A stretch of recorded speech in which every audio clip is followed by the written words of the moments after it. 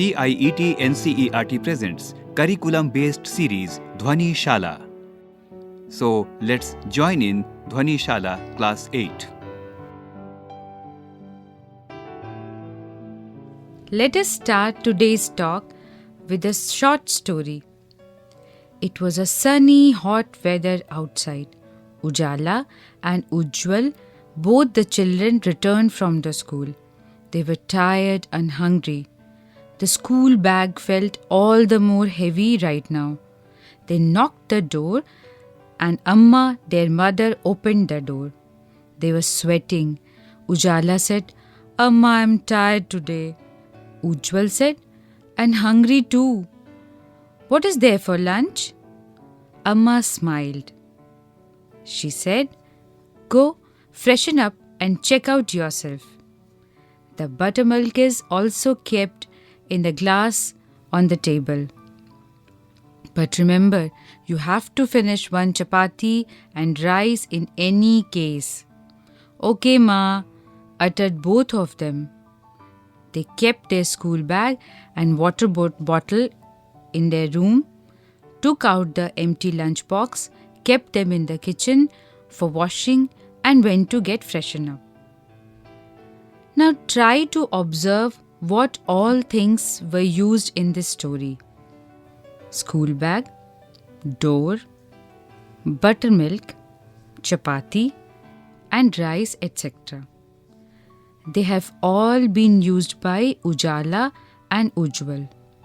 So, they have utility.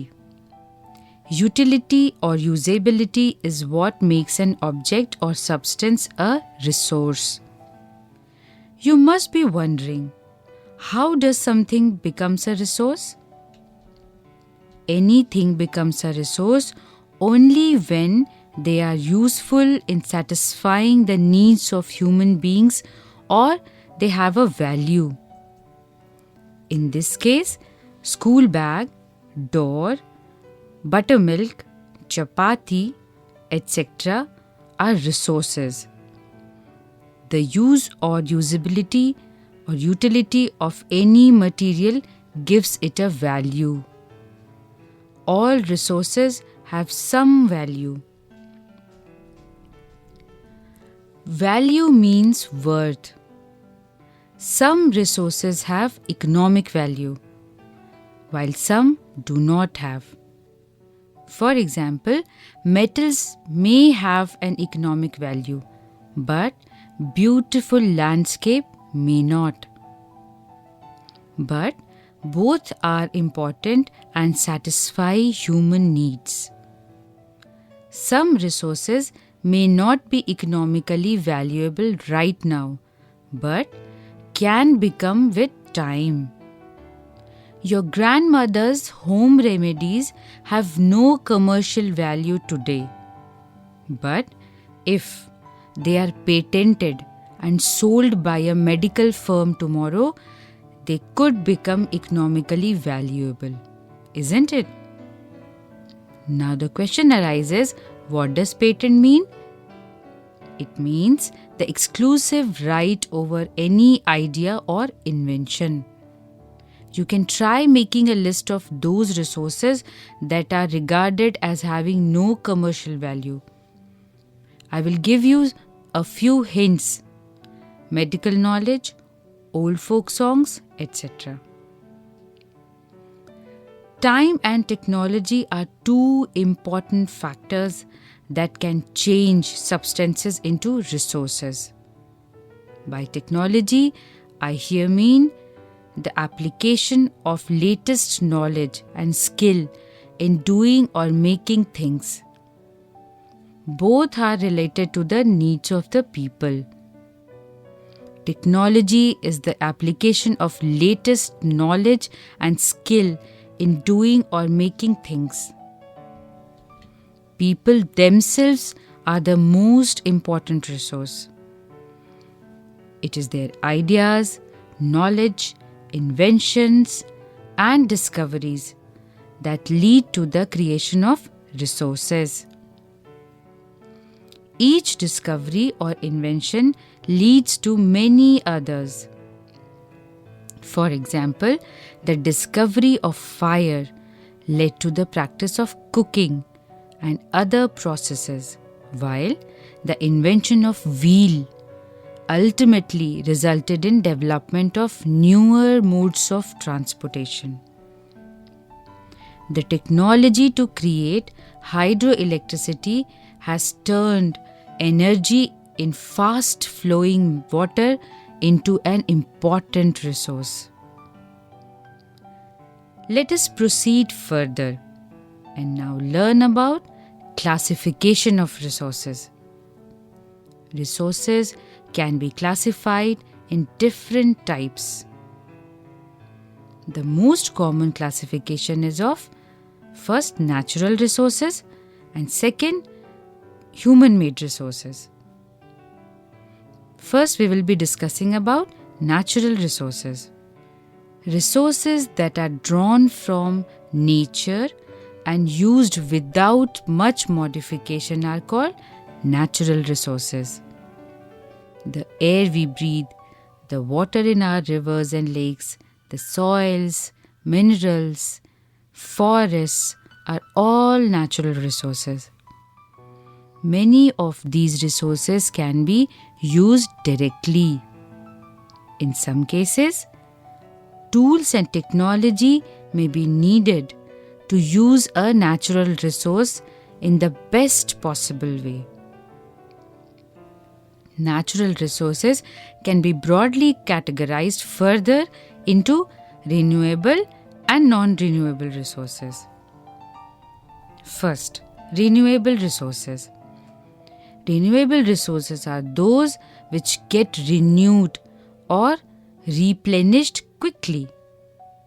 Some of these are unlimited and are not affected by human activities such as solar and wind energy. Yet, careless use of certain renewable resources like water, soil, and forest can affect their stock. Water seems to be an unlimited renewable resource, but shortage and drying up of natural water sources is a major problem in many parts of the world and even in India today. You must have heard programs on water conservation on radio. A series called Pani started in 2019. Even the Prime Minister of India, Shri Narendra Modi, has talked about water as a precious resource and ways of conserving water in his Mann Ki Baat. You must have also come across news in the newspapers on this issue. Now, the second natural resources is non-renewable resources. Non-renewable resources are those which have a limited stock. Once the stocks are exhausted, it may take thousands of years to be renewed or replenished. Since this period is much more than human lifespans, such resources are considered non-renewable. Coal, petroleum, and natural gas are some examples. The distribution of natural resources depends upon number of physical factors like terrain, climate, and altitude. The distribution of resources is unequal because these factors differ so much over the earth. Now, the second major classification of resources is human-made resources. Sometimes, natural substances become resources only when their original form has been changed. For example, iron ore was not a resource until people learned to extract iron from it. People use natural resources to make buildings, bridges, roads, machinery, and vehicles, which are known as human-made resources. Technology is also a human-made resource. Did you know human beings are also considered as resources, and they are known as human resources? Human resource refers to the number or quantity and abilities, which includes mental and physical, of the people. Though there are differing views regarding treatment of humans as a resource, one cannot deny the fact that it is the skills of human that help in transferring the physical material into a valuable resource. People can make the best use of nature to create more resources when they have the knowledge, skill, and the technology to do so. That is why human beings are a special resource. People are human resources. Education and health help in making people a valuable resource. It must be coming into your mind, so I am a resource too? A valuable one? Yes, even you, me, and all of us are resources. Improving the quality of people's skills so that they are able to create more resources is known as human resource development. We talked about resources and how they get used and even exhausted, for example, in case of water. Let us talk about conservation of resources. Using resources carefully and giving them time to get renewed is called resource conservation. Balancing the need to use resources and also conserve them for the future is called sustainable development. Sustainable development means carefully utilizing resources so that besides meeting the requirements of the present, also takes care of future generations. That means sustainable development takes care of the present generation as well as the future generations. There are certain principles of sustainable development. These are respect and care for all forms of life. Second is improve the quality of human life. Third is conserve the earth's vitality and diversity.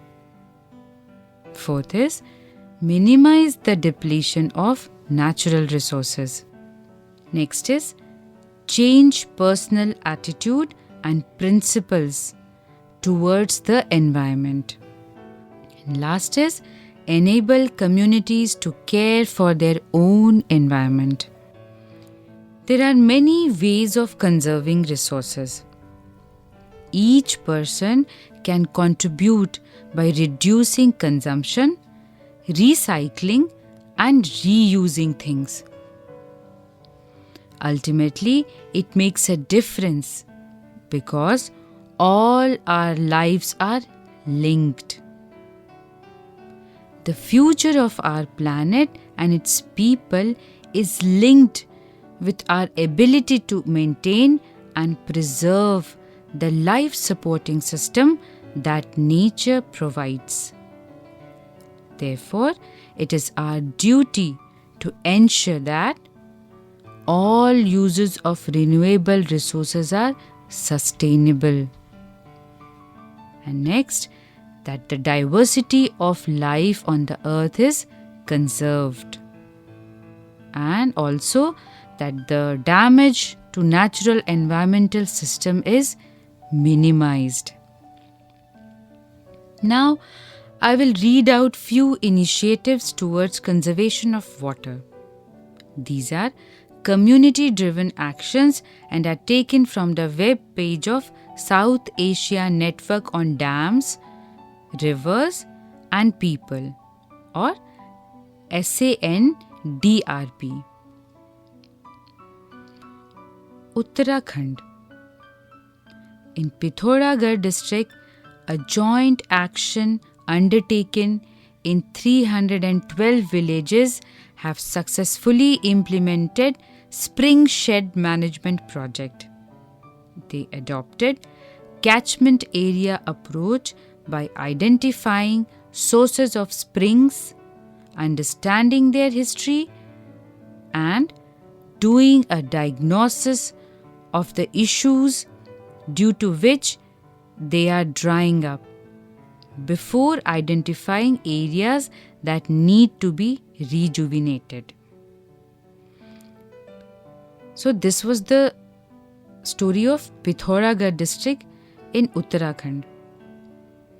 Another inspiring tale is from Pauri district, where 3 villages in Thalisain Tehsil have been putting in sustained efforts in creating water recharge pits for years, including the plantation and forest protection, ultimately leading to the revival of water sources and Gadganga, a small stream part of East Nayar river basin. Now we will be switching to Sikkim. In Sikkim, the Dhara Vikas group involves villagers in reviving springs and streams that provide drinking water to over 80% of the state's rural households. As part of the Sikkim government's Dhara Vikas program, launched in 2008-9, the Rural Management and Development Department has so far mapped 704 springs for rejuvenation. Now another story is from Maharashtra. So we are moving from north to northeast to Maharashtra now, western part of India. The Pani Foundation has been running Water Cup, an inter-village competition for water conservation work in drought-prone areas of Maharashtra annually. In 2016, about 116 villages from 3 talukas participated in the competition. In 2017, over 1,300 villages from 30 talukas took part in the competition, in which no losses out, says Amir Khan. In 2018, over 4,000 villages from 75 talukas took part in the competition.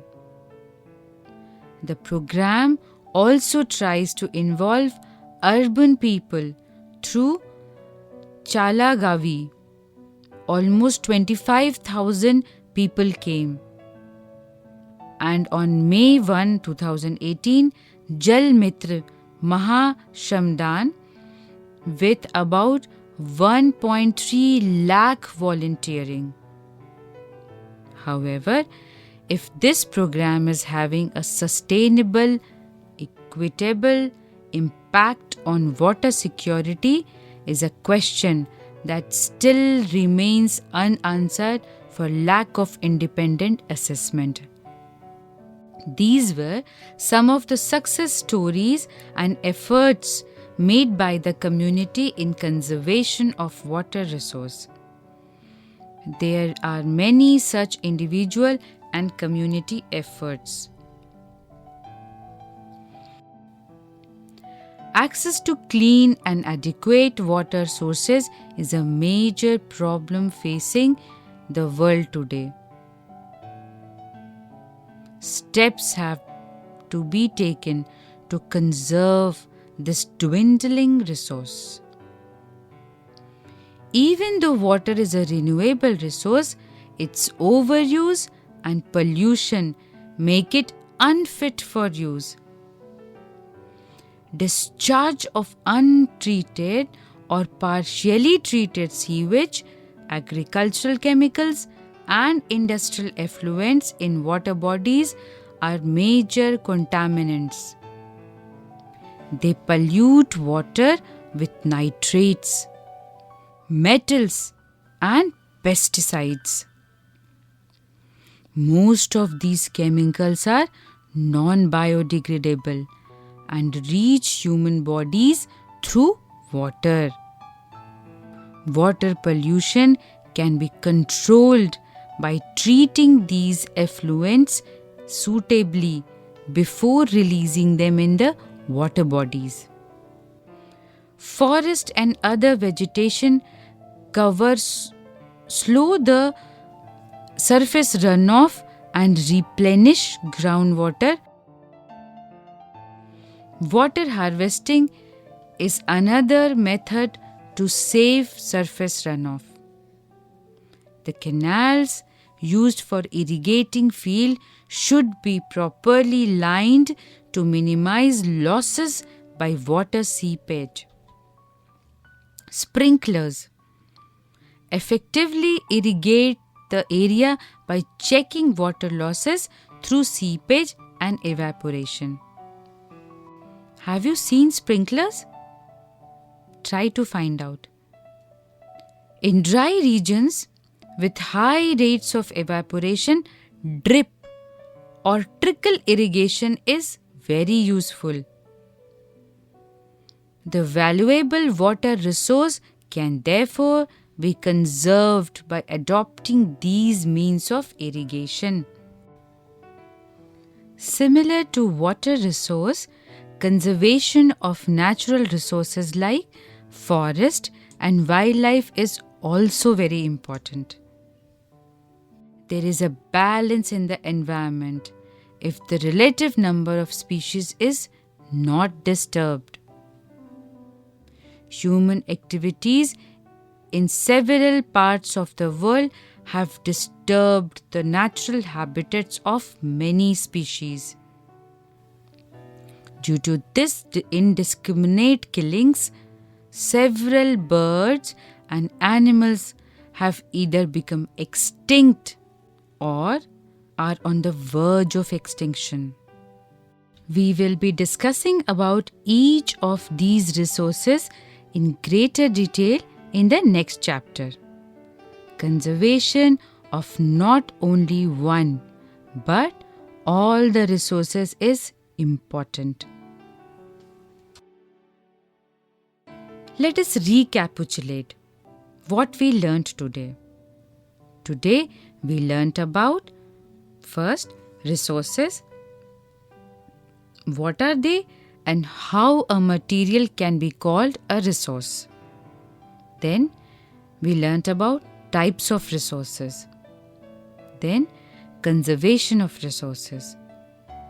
And then we also got to know some of the success stories of conservation of water resources. Now get ready for question and answer session. Are you ready? Let's go. Answer the following questions. First is, why are resources distributed unequally over the earth? Second one is, what is resource conservation? Third is, why are human resources important? And fourth is, what is sustainable development? Now try finding out answers to all these questions. Now, second question is, choose the correct answer from the given options. First one is, which one of the following does not make substance a resource? A. Utility. B. value, and C. quantity? Find out. Second question is, which one of the following is a human-made resource? A. Medicines to treat cancer. B. Spring water. And C. Tropical forests. Yes, it's A. Medicines to treat cancer.